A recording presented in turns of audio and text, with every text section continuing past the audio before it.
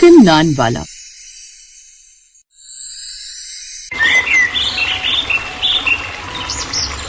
सुधीर अपनी बीवी प्रियंका के साथ बेलापुर गांव में रहा करता था। दोनों पति पत्नी की शादी के 6 साल बाद भी उनकी कोई संतान नहीं थी, जिस वजह से अक्सर प्रियंका परेशान रहा करती और उसकी सास उसे ताने दिया करती। एक दिन उसकी सास ने उसे ताने देते हुए कहा, ना जाने मेरे बेटे सुधीर को तुझ में क्या ही पसंद आया जो उसने तुझसे शादी कर ली, वरना मैं तो उसकी शादी अपनी बहन की दोस्त की लड़की से करवा देती। ना तो तू मुझे कोई सुख दे पाई और ना ही मेरे बेटे को उसकी संतान। माँ जी, अगर मैं माँ नहीं बन पाई तो इसमें मेरी क्या गलती है? गलती तेरी नहीं हमारी है, जो तुझे बहू के रूप में स्वीकार कर लिया। मेरे बेटे का चिकन का काम बढ़िया चलता है, लेकिन बस तेरी वजह से वो 4 लोगों में मात खा जाता है और समाज में उसकी बदनामी होती है और मेरी भी। सुधीर का चिकन नान का काम बहुत अच्छा चलता था। वो बहुत ही बढ़िया बटर चिकन नान बनाकर बेचा करता और उसके ठेले पर ग्राहकों की भीड़ लगी रहा करती थी। लेकिन उसका घर बिल्कुल भी बढ़िया नहीं चल रहा था, क्योंकि उसकी माँ और बीवी की बिल्कुल नहीं पटती थी। एक दिन सुधीर ने अपनी बीवी को शहर के अस्पताल के बाहर ले जाकर कहा, चलो प्रियंका, आज मैं तुम्हें माँ के तानों से हमेशा के लिए छुटकारा दिलाने के लिए यहाँ लेकर आया हूँ। ये आप कैसी बातें कर रहे हैं? यहाँ पर हमें कैसे छुटकारा मिल सकता है माँ जी के तानों से? जिसके बाद सुधीर अपनी पत्नी प्रियंका को शहर की फेमस डॉक्टर के बारे में बताता है। दोनों अंदर जाते हैं और डॉक्टर कहती है, जी देखिए, आपकी रिपोर्ट्स मैंने देखी, आपको बच्चा तो हो जाएगा, लेकिन प्रियंका जी को साल भर के लिए बेड रेस्ट करना होगा और इसमें 1 लाख का खर्चा आ जाएगा, दवाइयों और डिलीवरी मिलाकर। पर डॉक्टर साहिबा, हम इतने पैसे कहाँ से लेकर आएंगे? मेरे पति का काम भी इतना अच्छा नहीं चलता, वो तो एक ठेला लगाते हैं। तुम चिंता क्यों करती हो प्रियंका? भगवान ने यहाँ तक हमें रास्ता दिखाया है तो आगे भी कोई रास्ता दिखा देंगे। अब सुधीर और प्रियंका आ जाते हैं तो वहीं सुधीर परेशान होता है कि वो पैसों का इंतजाम कैसे करे। वो गांव में कई लोगों से उधार मांगता है, लेकिन कोई उसे उधार नहीं देता। यही बात गांव के विनोद को भी पता चलती है। वो लालच में आ जाता है और एक दिन सुधीर जब अपनी चिकन नान का ठेला लगाकर खड़ा होता है तो वो उसके पास आकर कहता है, अरे सुना है सुधीर कि तुझे 1 लाख रुपए की जरूरत है? मैं तुझे 2 लाख देने को तैयार हूँ, लेकिन मेरी एक शर्त है। क्या शर्त है भाई? अपना ये बटर चिकन नान का ठेला मेरे नाम कर दे और सब सामान और मुर्गियां भी। तेरा ये ठेला बहुत ही अच्छा चलता है, बस इस ठेले पर खड़े होने वाला आदमी बदल जाएगा, उसके बदले में मैं तुझे पैसे दे दूंगा।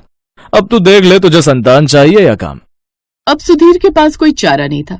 वो अपना ठेला विनोद को सामान सहित बेच देता है और अपनी बीवी का इलाज शुरू करवाता है, जिससे अब उसकी बीवी और माँ दोनों खुश थे, क्योंकि उसकी बीवी कुछ ही हफ्तों में गर्भवती हो जाती है। अब सुधीर खुद बहुत ज्यादा अपना काम न होने की वजह से परेशान था। आपने मेरे इलाज के लिए अपने ठेले को बेच दिया, अब आप क्या काम करेंगे जी? आप जानते हैं कि आपका बटर चिकन नान पूरे गांव में बहुत मशहूर था और अब विनोद उस काम को चला रहा है। प्रियंका, हुनर तो इंसान के हाथों में होता है, ठेले पर नहीं। तुम देखना, वो कभी भी मेरे जैसा अच्छा बटर चिकन नहीं बना पाएगा। और सच में ऐसा ही होता है। विनोद के ठेले पर जो भी ग्राहक आता था, विनोद उनसे बदतमीजी से बात करता और उसने बटर चिकन नान के दाम भी बढ़ा दिए थे। भैया 1 प्लेट बटर चिकन नान तो लगा देना। ठीक है भाई साहब, 150 लगेंगे। पर सुधीर भाई तो 100 लिया करते थे। अरे सुधीर गया, दाम गए, अब 150 का ही मिलेगा। लेना है तो लो, वरना भीड़ कम करो यहाँ से।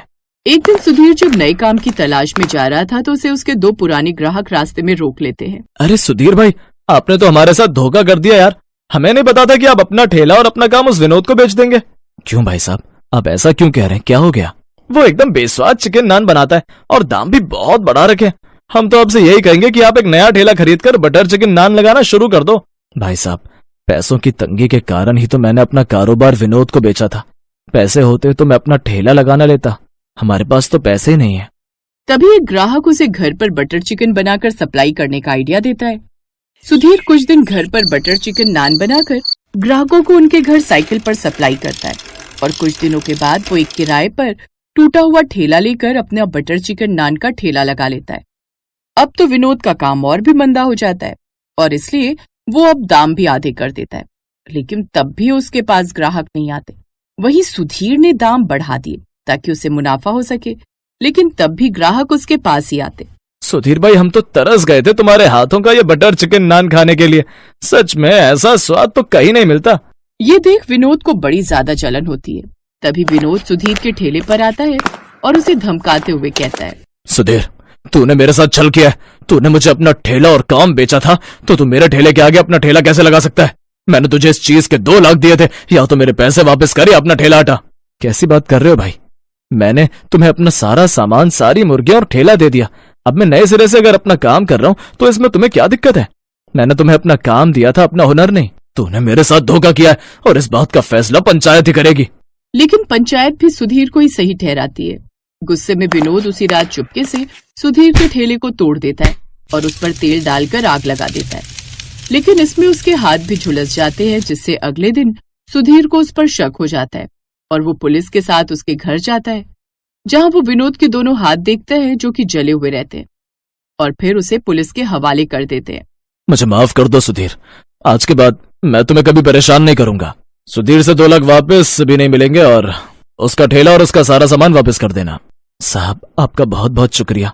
आपने मेरा पुराना ठेला मुझे वापस दिलवा दिया, लेकिन मैं वादा करता हूं कि मैं धीरे धीरे उसके सारे पैसे वापस लौटा दूंगा, क्योंकि मुसीबत के वक्त उसने मेरा साथ दिया था।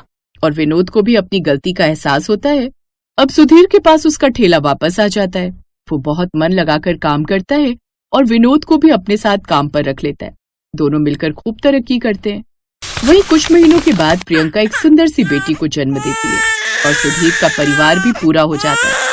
इसके बाद सुधीर अपनी बेटी के जन्मदिन पर गांव में एक बटर चिकन नान की दुकान की शुरुआत करता है और अपना पुराना ठेला फिर से विनोद को तोहफे के रूप में दे देता है। अब विनोद को भी अच्छा बटर चिकन नान बनाना आ गया था, इसलिए सुधीर और विनोद दोनों का काम गांव में बहुत अच्छा चलने लगता है।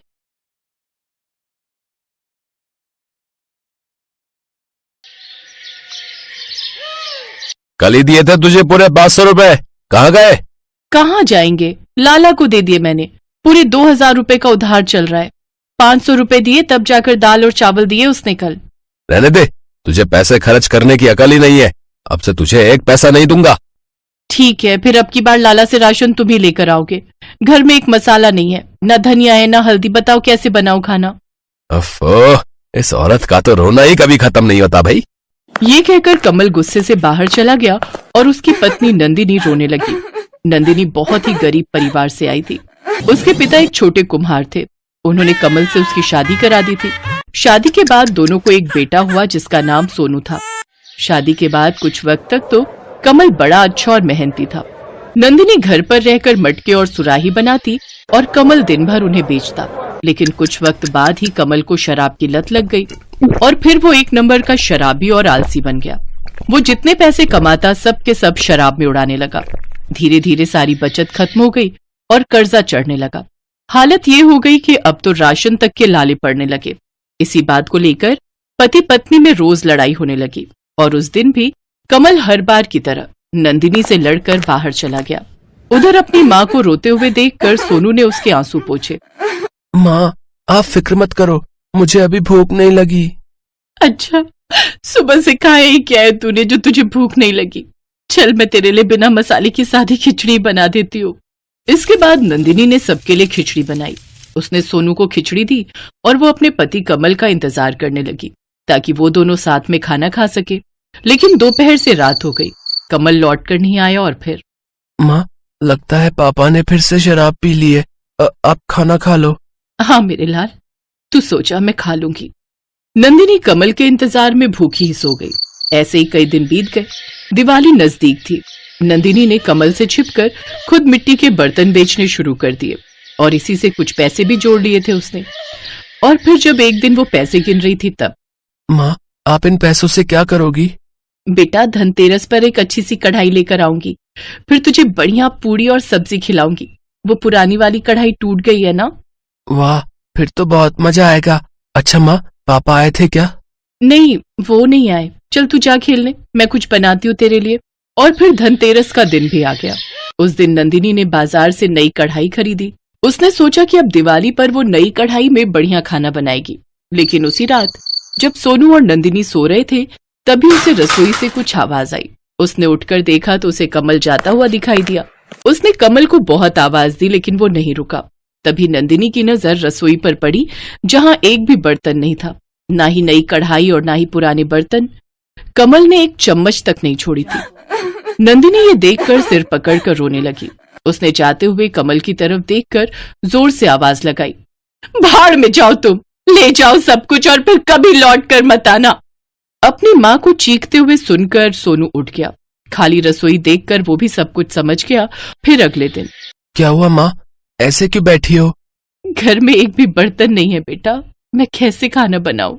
इस मिट्टी के मटके में बनाओ माँ, देखना बहुत अच्छा बनेगा। सोनू की समझदारी देखकर नंदिनी ने उसका माथा चूम लिया। उसने सबसे पहले मटके में चावल उबाले। वो दाल बनाने जा रही थी कि तभी वहां एक औरत आ गई। अरे नंदिनी, क्या कर रही हो? अरे दिशा दीदी, कैसी हो? मैं अच्छी हूँ। वो क्या है ना, मुझे इनके साथ अचानक कहीं निकलना पड़ रहा है और ये सुबह सुबह ही पूरा 1 किलो चिकन लेकर आ गए और मैं लौटूंगी 3 दिन बाद। तब तक तो ये चिकन खराब हो जाएगा, इसीलिए ये लो, आप पका लो इसे। अब ठीक है दीदी, आपका बहुत बहुत शुक्रिया। उस दिन दिशा जाते हुए उसे ढेर सारा चिकन दे गई। चिकन तो नंदिनी के हाथों में था, लेकिन उसे समझ नहीं आ रहा था कि वो उसे बनाए कैसे। तभी सोनू फिर से बोला, क्या सोच रही हो माँ? बेटा चिकन तो आ गया, लेकिन बनाऊं किसमें? चावल निकालकर उसी मटके में बनाओ माँ, मजा आ जाएगा, पहली बार मटका चिकन खाकर। ये कर तो सकते हैं। और फिर उसने उसी मटके में चिकन बनाना शुरू किया। बहुत दिन बाद वो चिकन बना रही थी और मटके में तो पहली बार। जब चिकन बनकर तैयार हुआ तो उसमें बहुत ही अच्छी खुशबू आ रही थी। नंदिनी ने सोनू को चावल के साथ चिकन दिया और फिर पहला निवाला खाते ही, माँ, क्या कमाल का चिकन बनाया है आपने। अब आप मटके बनाना छोड़ो और ऐसा ही मटका चिकन चावल बनाना शुरू कर दो। आप चाहो तो मेरी गुल्लक भी तोड़ दो, हम मिलकर एक ठेला लगाएंगे जिसमें आप मटका चिकन चावल बनाकर बेचना। कसम से माँ, पूरा गांव आएगा खाने के लिए। सोनू उंगलियां चाट चाट कर चिकन चावल खा रहा था। ये देखकर नंदिनी की आंखों में खुशी के आंसू आ गए। तभी वो कुछ सोच कर उठी और वहां से सीधा गांव के सुनार के पास पहुंची। उसने अपना मंगलसूत्र सुनार के पास गिरवी रख दिया और उससे मिले पैसों से कुछ बर्तन खरीद लाई। इसी तरह शुरू हो गया उनका मटका चिकन चावल का ठेला। सोनू काम में अपनी माँ की पूरी मदद कर रहा था। शाम तक नंदिनी की लागत के साथ साथ अच्छा खासा मुनाफा भी उसके हाथों में था। सोनू एकदम सही था। गांव के लोगों को मटके में बना चिकन और चावल बहुत पसंद आए। अरे वाह सोनू, हमने तो पहले ही दिन अच्छी खासी कमाई कर ली। चल जल्दी चल, अब कल के लिए तैयारी करेंगे। बीतते वक्त के साथ उनकी तरक्की बढ़ती ही गई। अब नंदिनी की मटका चिकन चावल की बड़ी सी दुकान थी और दुकान के ऊपर ही एक शानदार घर। सोनू बड़ा हो गया था। वो अपनी मोटरसाइकिल स्टार्ट कर ही रहा था कि तभी वहां एक अधेड़ आदमी आया जिसने एक फटा पुराना कंबल लपेटा हुआ था। वो कमल था। उसने सोनू को देखते ही आवाज लगाई, सोनू, मेरे बच्चे। पापा, आप कैसे हो आप? मैं ठीक नहीं हूँ बेटा, लेकिन तू कितना बड़ा हो गया है तू। मैं गया था घर, पर पता चला कि तुम लोग वहां से चले गए हो। तू यहाँ इस दुकान में काम करता है क्या? नहीं पापा, ये मटका चिकन चावल की मशहूर दुकान हमारी है और ऊपर हमारा घर। माँ अभी बाहर गई हुई है, मैं उन्हें लेने ही जा रहा हूँ। पर आप ऐसे मत जाना, दुकान से चिकन चावल खाकर ही जाना, और हाँ, पैसे देने की जरूरत नहीं है। सोनू की बातों से कमल को समझ आ गया था कि अब उसकी वापसी की कोई उम्मीद नहीं है, क्योंकि नंदिनी और सोनू उसके बिना जीना भी सीख गए थे और तरक्की करना भी।